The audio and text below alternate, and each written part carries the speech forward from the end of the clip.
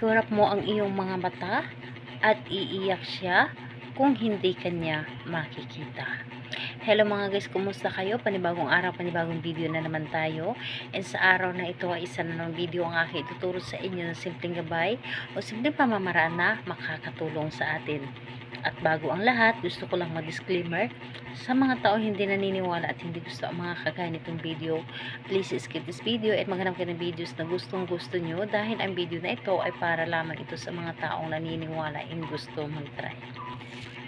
Sa lahat po ng mga nagko-comment dito sa aking video dito sa loob ng aking channel, mag-ingat sa lahat ng mga nagre-reply sa inyo na dinadala kayo sa kanilang WhatsApp Imo app upang makaiwas po tayo sa scam.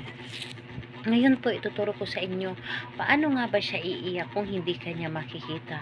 Ito ay napakadali lamang pamamaraan ngunit napaka-epektibo nito. Kung gusto mo na umiyak ang iyong partner kapag hindi kanya makikita, lalo na kapag kayo ay malayo sa isa't isa. Dito po is wala tayong gagamitin na bagay, is yung sarili lamang natin. Kailangan lamang natin dito na handa ka at hindi ka nagdududa sa inyong dapat na gawin at buo dapat ang inyong loob sa paggawa nito. So, kapag ready ka na, pwede mo na itong simulan. So, ang gagawin mo lamang dito, napakadali lamang. So, ikurap ang iyong mga mata. Pero, gawin mo ito bago ka matulog sa gabi or gabi mo ito gagawin. Ikurap ng iyong mga mata ng 7 beses at sa pagkurap mo nito ay sabay sambit ng kanyang pangalan. Halimbawa ganito, kumurap ka tapos pangalan, apelyido, iiyak ka kung hindi mo ako makikita o hindi mo ako makakausap. Kurap muli tapos sambit ng pangalan, iiyak ka kung hindi mo ako makikita o hindi mo ako makakausap. So, ganun lamang ang inyong gagawin.